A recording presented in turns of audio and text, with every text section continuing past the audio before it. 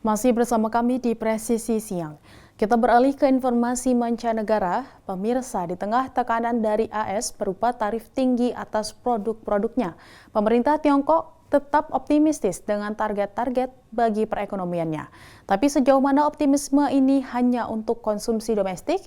Sebesar apa dampak tarif dari pemerintah AS? Berikut kita simak informasi selengkapnya akan disampaikan oleh Virginia Gunawan, jurnalis VOA.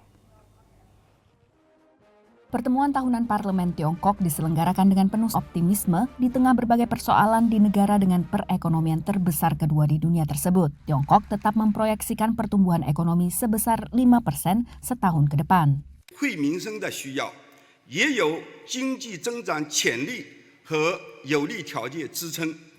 Pertemuan kali ini dibayangi tarif baru dari pemerintah Amerika Serikat di bawah Donald Trump. 美国应该复盘一下，你们从这些年的关税战、贸易战中得到了什么？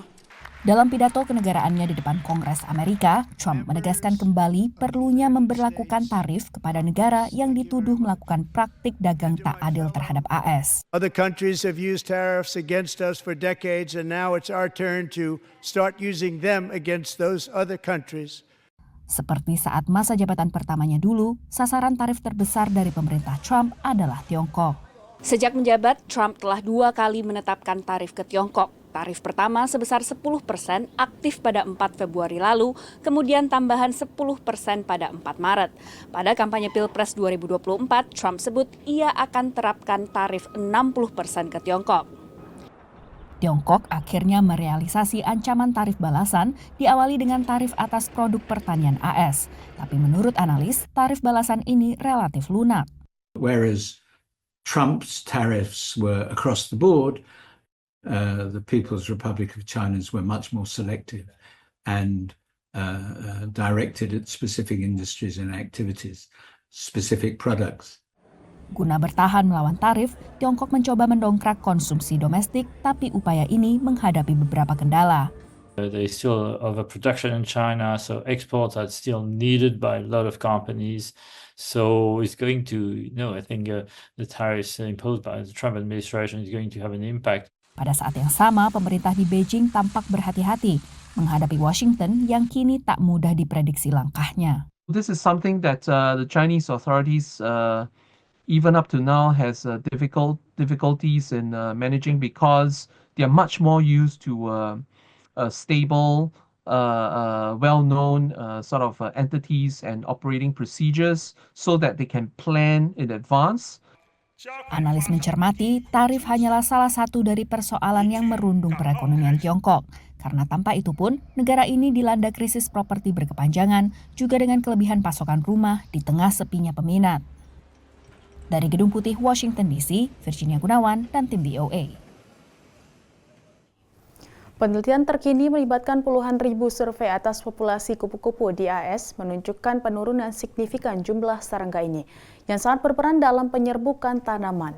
Apa saja yang berada di balik anjloknya jumlah kupu-kupu di AS? Berikut kita simak informasi selengkapnya oleh Nova Purwadi, jurnalis VOA.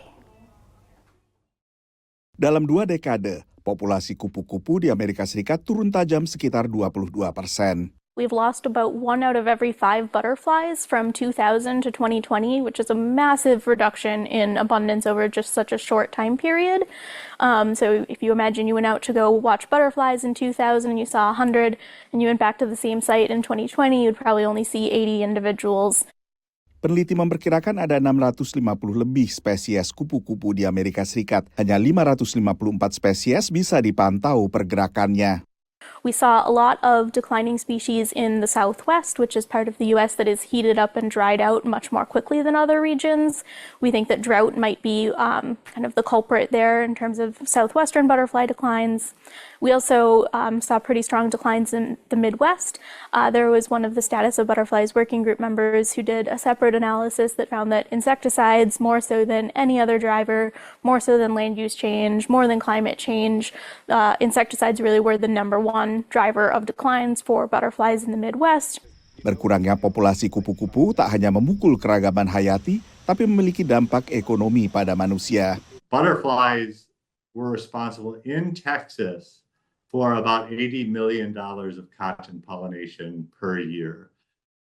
That's just in Texas. So add that up across the world and, it's a significant amount of money.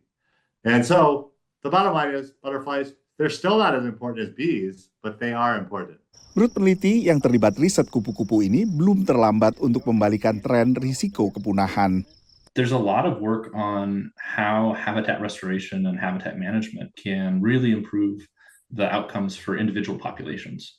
And so, this study is national in scale, but when you kind of zoom in and look at individual populations, they generally are doing much better when they are when the habitats are being restored. You can make changes in your backyard and in your neighborhood.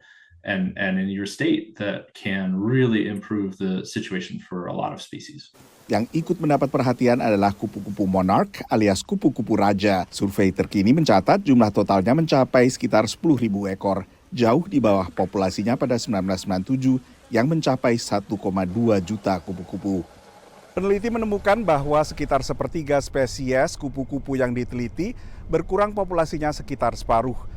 Lalu 22 spesies bahkan berkurang sekitar 90%. 3% dari seluruh kupu-kupu justru bertambah populasinya, jumlah yang relatif sedikit dibandingkan seluruh kupu-kupu yang ditelaah populasinya selama 2 dekade. Dari Washington DC, saya Nova Purwadi dan tim VOA. Tetaplah bersama kami, Presisi Siang akan segera kembali.